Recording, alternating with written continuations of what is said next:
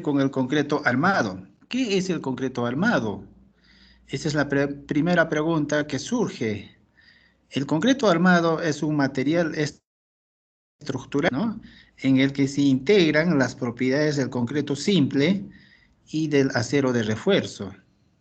Entonces, aquí ya estamos hablando de dos materiales, una que es referido al concreto simple y la otra está referido al acero de refuerzo. Estos dos materiales son bastante conocidos, ¿no? Seguramente ustedes ya lo han llevado en el curso de tecnología de materiales, allí han podido estudiarlo, ¿no? En sus distintos comportamientos, ¿no? Parámetros, en fin, ¿no? Y cada una tiene su propio comportamiento, valga la redundancia. El concreto simple es un material, ¿no es cierto?, que no es más que la mezcla de cemento, agregados y agua, ¿no? Eso es teóricamente, ¿no es cierto? Así lo hemos aprendido en el curso de tecnología del concreto. Pero además de eso, a ese concreto se le puede añadir aditivos, ¿no es cierto?, para mejorar algunas propiedades. Eso es el concreto. Y para hacer esa mezcla, esa dosificación, nosotros hemos aprendido también a hacer diseño de mezclas, ya sea por peso o por volumen, ¿no? Esos son algunos parámetros que se debe manejar cuando uno habla del concreto. Pero además de eso, hay otros parámetros que se tiene que tener en cuenta, por ejemplo, la resistencia del concreto. Cuando hablamos de la resistencia del concreto, hablamos de un FC. FC, seguramente han visto esa nomenclatura en el Reglamento Nacional de Edificaciones, en la norma E060. FC, ¿qué significa? FC significa fuerza a la compresión, ¿no? Entonces la pregunta ahí que surge, ¿a qué esfuerzos trabaja el concreto? ¿Cuál es el esfuerzo que mejor trabaja el concreto? Entonces la respuesta lo podemos encontrar en los distintos libros, inclusive en la norma, ¿no? En algunos estudios. El comportamiento o a la fuerza que más trabaja el concreto es a la compresión. Si al concreto lo sometes a compresión, esta te responde bien, ¿no? Pero eso no significa que en algún momento si sobrecargo los esfuerzos, esta no va a fallar. Tiene entonces un esfuerzo último, donde el concreto va a fallar, ¿no? Todo ese fenómeno se llama fuerza de compresión. O sea, cuánto esfuerzo lo sometes al concreto para que ese concreto resista, o en todo caso falle, ¿no? Entonces, cuando hablamos de un FC, estamos hablando de las resistencias a la compresión. En el concreto tenemos varias resistencias y está establecido así en la norma E060. Por ejemplo, tenemos un concreto 110, que es de una resistencia muy baja, 110 kilogramos por centímetro al cuadrado. También tenemos un concreto 175 kilogramos por centímetro al cuadrado. Es un concreto que evidentemente por el número, ¿no es cierto?, es mejor que uno del 110, o sea, resiste más, ¿no? También tenemos 210, 310 y en fin, puede superar los 500 o 1000 kilogramos por centímetro al cuadrado, ¿no? Hay concretos de alta resistencia, por ejemplo, en proyectos como las presas, ¿no es cierto? O proyectos portuarios donde se manejan, por ejemplo, resistencias que superan los 1000 kilogramos por centímetro al cuadrado, ¿no? Eso hablando del concreto. En obras normales, si se quiere decir, cuando trabajamos proyectos de viviendas multifamiliares o centros comerciales, ¿no? La resistencia mínima estructural que especifica la norma E060 establece que se debe usar concretos con resistencia mínima de 210. O sea, la resistencia mínima de un concreto estructural es 210 kilogramos por centímetro cuadrado, ¿no? Yo no puedo usar como concreto estructural, por ejemplo, un concreto 110. No puedo usar, para que sea un concreto estructural, para que sea un concreto armado, necesariamente tiene que superar los 210 kilogramos por centímetro cuadrado. Entonces, cuando hablamos de concreto, la resistencia es un parámetro importante que se debe considerar para poder hacer el diseño de esa estructura, de ese elemento, ¿no? Sea una viga, sea una columna, sea una placa, sea un muro de corte, un muro de contención, en fin. En las construcciones vamos a encontrar distintos elementos que componen una estructura y cada uno de esos elementos tenemos que diseñar en base a una resistencia, ¿no es cierto?, del concreto. A eso nos referimos cuando hablamos del FC. No se olviden de ese parámetro. Seguramente que ustedes ya lo han leído en la norma E060 cuando han desarrollado el trabajo que se les ha encargado. Así que ya deben tener algún tipo de conocimiento. Pero aquí debemos indicar que el FC es la resistencia a la compresión a la que se somete un concreto. Y el concreto trabaja bien a los esfuerzos de compresión, más no a los esfuerzos de flexión y tracción, ¿no? Ese es el comportamiento mecánico del concreto. Eso por un lado. Por el otro lado tenemos el acero de refuerzo. El acero de refuerzo es un material, ¿no es cierto?, que lo conocemos como fierro, ¿no es cierto?, o acero corrugado. Lo podemos encontrar en las distintas tiendas de venta de materiales de construcción, ¿no? Pero estas deben tener ciertas características. Yo no puedo usar cualquier acero para mis proyectos de construcción. Entonces, uno de los parámetros, ¿no? Uno de los parámetros que establece la norma E060 es que este acero tenga que tener un esfuerzo de fluencia de 4.200 kilogramos por centímetro al cuadrado, ¿no? Entonces, ¿y qué significa FY 4.200 kilogramos por centímetro al cuadrado? De igual manera, ¿no es cierto? Estamos hablando a un esfuerzo de resistencia, porque si el acero sobrepasa ese esfuerzo, el acero también va a empezar a fallar, ¿no? Va a haber en algún momento, pues, si lo sometemos al acero a mayores esfuerzos, va a llegar un momento en que el acero va a fracturarse, ¿no? En otras palabras, se va a romper, ¿no?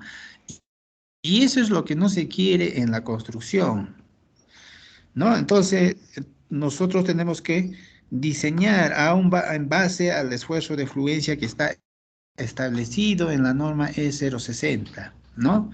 Otro de los parámetros es el grado. Tiene que ser un acero de grado 60. Por otro lado, hay que mencionar también que el acero trabaja a los distintos esfuerzos, ya sea de compresión, sea de tracción o sea de flexión. O sea, el acero trabaja a los distintos esfuerzos, ¿no? Al contrario, el concreto solamente trabaja bien a esfuerzos de compresión, ¿no? En cambio, el acero trabaja a los distintos esfuerzos, ¿no? Entonces, es necesario entender estas propiedades mecánicas del comportamiento de estos materiales. Y justamente el concreto armado es la combinación del concreto simple más más el acero de refuerzo. La combinación de estos dos materiales es el concreto armado, ¿no? Para que se produzca ese trabajo integrado es necesario que ambos materiales básicos estén íntimamente unidos e interaccionen a través de las fuerzas de adherencia. ¿Qué quiere decir esto? De que cuando yo al concreto le ponga el acero, teóricamente estos dos materiales se adhieren perfectamente. sea, se junta, ¿no? Y que cuando trabaja el elemento estructural, ambos trabajan monolíticamente, ¿no? A eso se llama adherencia. Teóricamente se adhieren perfectamente, ¿no? Entonces, la explicación, ¿en qué se basa? Todos conocemos el acero que venden los distintos proveedores del acero. El acero presenta corrugas, no es una superficie lisa, ¿no? El acero en su forma física presenta corrugas. Y justamente estas corrugas son las que permiten esta adherencia entre el concreto. ¿Y qué pasaría si yo uso un acero liso, ¿no?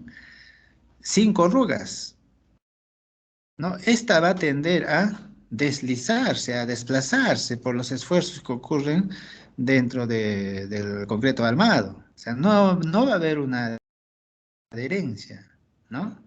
Entonces, justamente por esa razón es que los aceros que venden, ¿no es cierto?, que se venden en el mercado, presentan corrugas. Y estas corrugas hacen que se integre o se adhiera al concreto, de tal manera que teóricamente estos dos materiales tengan que adherirse perfectamente. Y para este curso del concreto armado, ¿no? Nosotros asumimos una hipótesis de que ambos materiales para el diseño de cualquier elemento estructural se adhieren perfectamente. O sea, al juntarse el fierro y el cemento se vuelven monolíticos y que trabajan como uno solo, ¿ya? Entonces, esa es la primera hipótesis que se debe entender para poder hacer.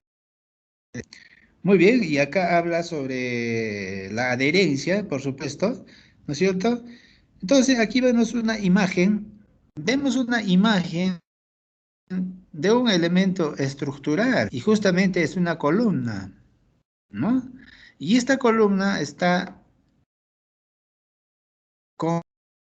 construido con concreto armado, es decir, tiene concreto simple y además tiene acero, ¿no? Entonces, a esto se llama concreto armado. Por supuesto que tiene su diseño esto, ¿no? No se trata de colocar, ¿no? ¿No es cierto? Arbitrariamente, la cantidad de aceros, por ejemplo, ¿no? Aquí tenemos, por ejemplo, los seis aceros, ¿no? Seguramente el que ha diseñado esta columna así lo ha calculado en base a los parámetros que exige la norma. No, no se trata de poner aceros porque a mí se me ocurrió, sino se trata de que este acero esté debidamente calculado para el peso que va a soportar toda esa estructura, ¿no? Entonces, el diseño en concreto armado consiste en eso, ¿no es cierto? En establecer las dimensiones, por ejemplo, cuando hablamos de una columna, establecer primero las dimensiones de la columna, de cuánto por cuánto va a ser, ¿no? Si va a ser de 20 por 30, de 30 por 30, de 40 por 40, o si va a ser una placa, o qué va a ser, ¿no? En función a mi análisis estructural que yo haga, ¿no? Luego, se trata de establecer cuánto acero va a llevar esa columna. ¿Cuántos aceros? ¿Llevará 4? ¿Llevará 6? ¿Llevará 8? ¿Llevará 10? Todo eso va a salir en función a un cálculo, ¿no? Además, se trata de establecer qué tipo de acero va a llevar esa columna.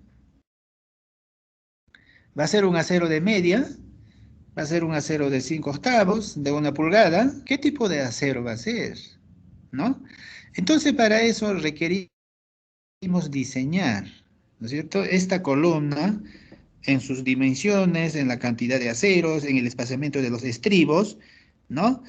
Los recubrimientos, en fin, en varios aspectos que nos van a poder permitir diseñar la columna. Y para esto, evidentemente, hay ciertos parámetros de diseño, ¿no? Una de ellas, por ejemplo, es el diseño por cargas de servicio. ¿Qué significa eso? De hecho, que esta columna resiste cargas, ¿no? Una columna resiste cargas, ¿no? Que las transmiten las vigas. Las vigas transmiten las cargas a las columnas. Las columnas transmiten las cargas a las zapatas, ¿no? A las vigas de cimentación, y estas transmiten al suelo. Así ocurre en una edificación. Entonces, cuando hablamos cargas de servicio, estamos hablando cuánto peso va a soportar esta columna. ¿Cuánto peso? ¿No? Y eso seguramente lo están desarrollando en el curso de análisis estructural, donde han desarrollado el predimensionamiento de los distintos elementos. ¿Cómo se predimensiona una columna? Una columna se predimensiona en base a la carga tributaria que va a tener esa columna. ¿Cuánto peso va a soportar esa columna? ¿No? A eso se llama el carga de servicio. Tenemos entonces una carga última, ¿no es cierto? Vamos a tener una carga última que va a resistir esta columna. Entonces, en base a esa carga, nosotros diseñamos esta columna para que resista toda esa carga, ¿no? Para que resista toda esa carga. Entonces, de eso se trata el diseño, jóvenes estudiantes. Se trata de diseñar los elementos en base a ciertos criterios. Una de ellas ya la estamos mencionando, a cargas de servicio que va a soportar esta columna en este caso, ¿no es cierto? La viga igual, la zapata igual, la losa aligerada igual, etcétera. Se puede diseñar los distintos elementos de una estructura en base a un análisis estructural, ¿no? Nosotros en el curso de análisis estructural seguramente estamos estudiando los distintos esfuerzos que ocurren en los distintos elementos en forma idealizada, ¿no? ¿Cuáles son los momentos máximos? ¿Cuáles son los esfuerzos de corte? Nosotros aquí vamos a usar esos datos para poder hacer el diseño, ¿no es cierto? Propiamente ya de la estructura del concreto armado. Entonces, a eso nos referimos cuando hablamos del concreto armado. Nos referimos a todos esos aspectos. Muy bien, ¿qué más tenemos por aquí? El acero estructural del concreto armado. Muy bien, la conocemos. Aquí está en la fotografía. Una fotografía vale que más que 1000 palabras, ¿no es cierto? Así lo encontramos en forma de corrugas. Ya sabemos, en el curso de tecnología de materiales hemos aprendido que existen distintos diámetros, ¿no es cierto?, de acero. Las más conocidas, tenemos acero de 1/4, acero de 3/8, acero de media, acero de 5/8, acero de 1/4, en fin, ¿no es cierto? Tenemos distintos diámetros que existen en el mercado, ¿no? Y nosotros en nuestro diseño podemos usar cualquiera de ellas, ¿no? Cualquiera de esos aceros podemos usar, ¿no? Entonces, pero también eso está en relación a las cargas que soporta la estructura, ¿no? Si yo tengo un edificio de 15 pisos o 20 pisos, lo más adecuado será poder utilizar aceros de mayor diámetro.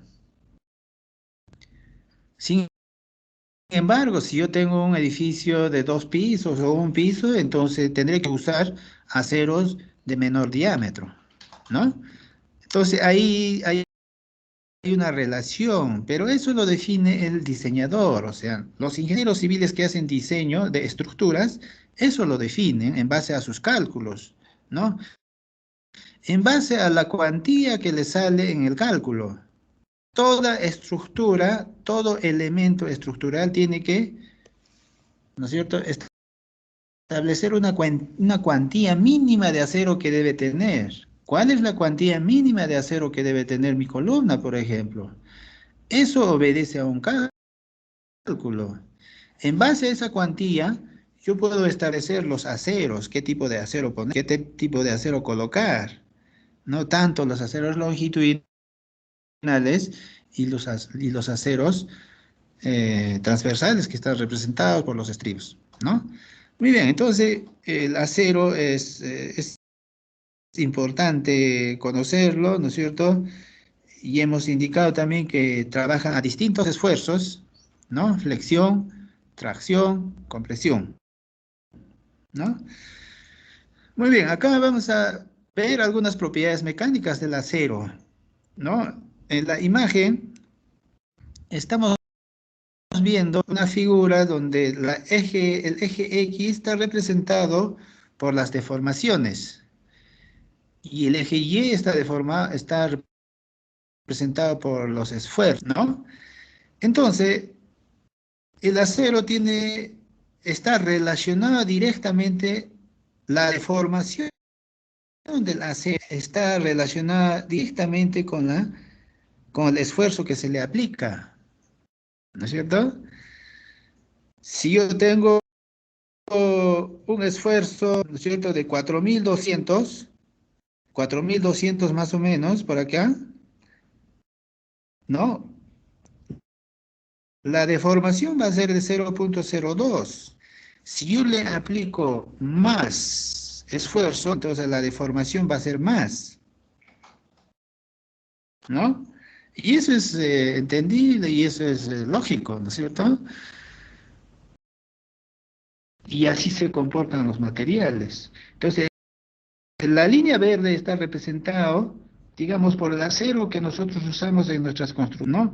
Vemos una línea recta, una línea recta hasta 4.200 kilogramos por centímetro cuadrado aproximadamente, que es el acero que nosotros debemos usar en nuestras construcciones, tiene una deformación de 0,02, una línea recta. ¿Qué quiere decir esta línea recta? Esta línea recta está representada por el rango elástico del acero. Es decir, que si este acero se deforma, estos 0,02 que se deforma dentro de este rango de esfuerzo, ¿no es cierto? Si dejo de ejercer la fuerza sobre ese material, sobre el acero, este material va a volver a su forma inicial. Es decir, si yo al acero lo tracciono, ¿no? Luego de un tiempo dejo de traccionarlo y este acero llega a su estado normal, ¿no? De hecho que al traccionarlo el acero empieza a deformarse, ¿no? A aumentar su longitud, por ejemplo, si yo estoy traccionando, estoy jalando. Sí, en el rango elástico, cuando dejo de traccionar, este acero vuelve a su estado normal. Pero supera este rango elástico que está sobre los 4.200 aproximadamente, ¿no es cierto? Y así lo establece nuestra norma. Una vez que supere el rango elástico, pasamos a otro rango que se llama el inelástico. Allí el acero ya empieza a fallar. Es decir, si yo lo tracciono un acero, cuando dejo de traccionarlo, ese acero ya no vuelve a su estado normal, ¿no? Eso es lo que no se quiere en la construcción. Nosotros en la construcción, teóricamente diseñamos en el rango elástico. O sea, es decir, diseñamos, si a una viga, ¿no es cierto?, a un acero, le someten a una carga, teóricamente nosotros decimos que si dejamos de ejercer esa carga, ese material o ese elemento va a volver a su forma inicial, ¿no?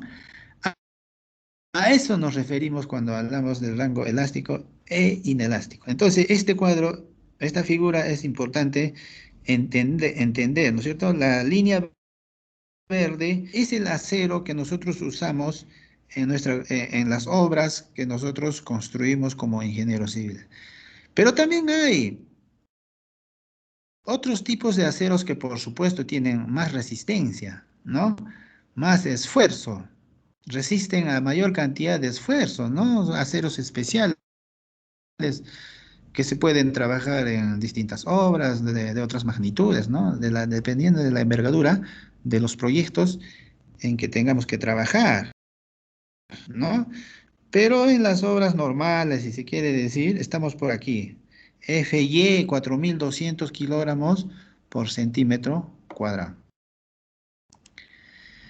Muy bien, acá está el rango de comportamiento elástico, acá está el rango de comportamiento elástico, ¿no es cierto? La construcción y la norma peruana establece 4.200 kilogramos por centímetro cuadrado. El FY, esfuerzo de fluencia, ahí está, ¿no? En 4.200 hay una plataforma del esfuerzo de fluencia hasta los 0.014, donde el acero trabaja en el rango, o sea, no falla acá, en el rango elástico, ¿no? No falla. Hasta ahí, si, digamos, si se quiere decir, es permitido trabajar con el acero. Una vez que supera, ¿no es cierto?, la deformación y los esfuerzos, entonces el acero empieza a tener una curva hasta que en algún momento empieza a fracturarse, esfuerzo de rotura, ¿no? Hay un esfuerzo de rotura donde ya el acero se fractura. Entonces allí colapsa, pues, ¿no es cierto? Definitivamente el elemento que nosotros estamos diseñando. Entonces nosotros diseñamos en nuestras construcciones hasta los 4.200 kilogramos por centímetro cuadrado. Otras propiedades del acero, ¿no es cierto? La densidad, evidentemente la densidad es alta del acero, ¿no? El acero tiene una densidad de 7.850 kilogramos por metro cúbico, ¿no es cierto? ¿Por qué? Porque tiene alta resistencia, 4.200 kilogramos por centímetro al cuadrado de esfuerzo de fluencia en las construcciones, ¿cierto? Cuanto más alta es la densidad de un material, es más resistente, ¿no? Más resistente. Por otro lado, tenemos la otra propiedad, la resistencia a la corrosión, ¿no? De hecho, que el acero está propenso a corroerse, sobre todo en climas húmedos como la selva o la costa. Entonces hay que tener especial cuidado cuando se trabaja en esos espacios geográficos, ¿no? Muy bien. El principio de compatibilidad de formaciones, ¿no es cierto? Entonces, aquí dice, debido a la integración de los materiales, cuando actúan cargas sobre el concreto armado, las deformaciones en el acero son similares a las deformaciones del concreto simple. Esta afirmación corrobora lo que hemos estado explicando inicialmente, ¿no es cierto? Cuando al concreto le ponemos acero, quiere decir que ambos trabajan monolíticamente. Y cuando ocurren cargas o deformaciones sobre ese elemento, entonces ambos empiezan a deformarse, tanto el concreto y el acero, ¿no? A eso se refiere la compatibilidad de formaciones. ¿Por qué? Porque estamos trabajando con la hipótesis de que ambos se adhieren perfectamente. Y si son perfectamente, es un material monolítico. Y si es monolítico, cuando se somete cargas a a ese elemento, definitivamente ambos se van a deformar, ¿no? Ambos se van a deformar. Adherencia entre el acero y el concreto, evidentemente hay una perfecta adherencia, ¿no es cierto? Justamente las corrugas del acero permite esa adherencia. ¿Qué pasaría si el acero fuese liso? ¿No es cierto? No habría una adherencia perfecta, habría al contrario un desplazamiento del acero dentro del concreto. Entonces allí sí ya no podemos hablar de un material monolítico del concreto armado. En este caso, como el acero que usamos en la construcción presenta corrugas, eso permite la adherencia entre el concreto y el acero. Entonces, nosotros trabajamos bajo ese principio de que este material se une perfectamente y es un material monolítico. Y la norma peruana así lo establece. Los empalmes, por supuesto, son importantes y eso seguramente lo han revisado en la norma E060, ¿no es cierto? ¿Cuánto deben ser los traslados? Cuánto deben ser los doblez, cuánto deben ser los ganchos, cuánto deben ser los espachamientos. De eso se trataba el trabajo, ¿no? De revisar un expediente y de decir, efectivamente, cumple o no la norma, por ejemplo, en el tema de los traslapes. Acá hay un problema. Si yo no traslapo de acuerdo a la norma, norma, este elemento no va a trabajar bien, ya estoy bajando la resistencia, ¿no? Ya estoy bajando las propiedades del concreto armado. Este traslape debe estar acorde a la norma S060, ¿no? ¿Cuánto es, por ejemplo, la longitud del traslape? Y eso está establecido en la norma. No se trata de inventar, no se trata de descubrir aquí. De lo que se trata es revisar la norma. Allí está establecido y lo que tenemos que hacer es revisar. En este tema de los traslapes, el criterio es el siguiente. A mayor diámetro del acero, mayor será el traslape. A menor diámetro del acero, me será menor el traslape. El traslape es importante, jóvenes estudiantes. Muy bien, ahora vamos a chequear algunos aspectos, elementos estructurales. ¿Dónde pues, lo utilizo el concreto armado? Si uno empieza a observar seguramente su vivienda o las casas de su barrio, las casas o las construcciones de su ciudad, nos vamos a dar cuenta que la mayoría de las construcciones, sobre todo en las ciudades, son de concreto armado, ¿no? ¿Y dónde las encontramos? ¿Dónde los encontramos? Justamente en elementos como cimentaciones, columnas, vigas, losas, escaleras. Todos estos elementos son de concreto armado. Es decir, llevan fierro y concreto, ¿no? Y que trabajan monolíticamente. Otra vez vuelvo a repetir, esa es la hipótesis de trabajo. La adherencia es perfecta. No hay desplazamiento entre el concreto y el acero, ¿no? Entonces, en las construcciones vamos a poder nosotros encontrar en los distintos elementos, cimientos, columnas, vigas, losas, escaleras, y puede haber más, placas, muros de contención, tanques cisternas, muros de corte, ¿no es cierto? En fin, distintos elementos que llevan elementos de concreto armado. Aquí tenemos algunos ejemplos que vamos a chequearlo a ver muy rápidamente. Tenemos aquí, por ejemplo, la sección de una zapata aislada. Si empezamos a observar esta figura, vemos que en la parte inferior hay una parrilla, ¿no? Hay una parrilla de acero. Todos estos aceros, lógicamente, han sido calculados, ¿no? Sobre la parrilla, sobre la parte superior de la parrilla empieza el armado o el acero longitudinal de la columna, como podemos observar, ¿no es cierto? Y también podemos observar los estribos a un determinado espaciamiento, ¿no? En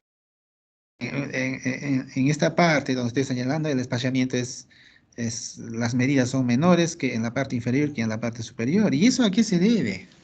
Ese tiene un porqué, ¿no? Esas cosas vamos a ir viendo más adelante de cómo es que se va o se estructura. En este caso, por ejemplo, estamos viendo una columna con una zapata, ¿no? Muy bien, entonces aquí vemos varios detalles, ¿no es cierto? Por ejemplo, vemos el doblez a 90 grados y dice 0,30. No sé si está cumpliendo con la norma. Hay que chequear eso, hay que revisar, ¿no es cierto? ¿Cuánto es este doblez? ¿Cuánto es este traslape? ¿No es cierto? Y de eso se trataba el trabajo que ustedes han realizado, de hacer una comparación, de revisar algún detalle, por ejemplo, una zapata, revisar si efectivamente son los dobleces, las distancias, los estribos, el espaciamiento, en fin. Y por otro lado, observamos en esta zapata concreto simple, ¿no es cierto?, que está en este elemento, y este concreto, por supuesto, es estructural, porque la zapata es una estructura, y el concreto mínimo para este elemento es 210 kilogramos por centímetro cuadrado. ¿Puede ser superior? Sí, eso va a obedecer al diseño, ¿no? Aquí hay dos aspectos importantes a la hora de diseñar, ¿no? Cuando nosotros diseñamos, tenemos que diseñar en base a que esa cumpla con la calidad necesaria, ¿no? O sea, es decir, resista, que resista todas las cargas de servicio que existen en esa estructura, pero que ese diseño tenga un costo menos, ¿no es cierto? Hay que manejar esos sus variables, eso tenemos que manejar, para eso nos formamos en las universidades, de que nuestro diseño tenga que resistir más y que por otro lado tenga que costar menos. Pero a veces no ocurre eso, ¿no? A veces buscamos asegurarnos y vemos en las construcciones, si uno se da la vueltita por las construcciones de su ciudad, vemos, por ejemplo, que una columna le ponen 6, 7, 8, 10 aceros. ¿Para qué tanto? Si el cálculo me dice 6 suficiente, va a trabajar perfectamente. O sea, significa que incrementar más aceros en una columna, por ejemplo, significa más plata, más presupuesto, más recursos. Entonces, tenemos que diseñar adecuadamente, ¿no es cierto?, en base a cuestiones técnicas que están establecidas en la norma. Muy bien, tenemos zapatas corridas, otro elemento estructural de concreto armado. Tenemos vigas de cimentación acá, ¿no es cierto? Las vigas de cimentación llevan acero adentro. Esto se hace sobre todo en terrenos donde tienen una baja capacidad de soporte, o una baja capacidad portante, ¿cierto? Una manera de solucionar cuando el terreno no es bueno, entonces se coloca vigas de cimentación de tal manera que toda la estructura se rigidice y que la transmisión de cargas tenga una mayor área, ¿no?, en las distintas partes. Para eso se hace la viga de cimentación. Muro de contención es otro elemento de concreto armado. Placas de concreto armado es otro elemento, ¿no es cierto? Lo podemos encontrar en muros, en fin. Columnas de concreto armado, ¿no es cierto? Lleva acero y concreto. Muy bien, eso lo conocemos. Vigas de concreto. Las vigas llevan acero y concreto, ¿no? Y por el otro lado también tenemos las losas de concreto armado, ¿no? Ahí, evidentemente, lleva acero y concreto cuando se trata de losas macizas. Pero cuando se trata de losas aligeradas, ahí se incluye elementos que aligeran la carga, un ladrillo, tecnopor, ¿no? Pero si es una losa maciza, de hecho que es concreto armado, o sea, es decir, concreto y fierro, ¿no? Muy bien, jóvenes, entonces en esta primera parte lo que hemos desarrollado son criterios generales, ¿no es cierto? Hemos podido ver algunos conceptos, principios básicos, algunos, el comportamiento mecánico del acero, ¿no es cierto? Y dónde se aplican los distintos elementos del concreto armado en una edificación. Más adelante vamos a desarrollar el comportamiento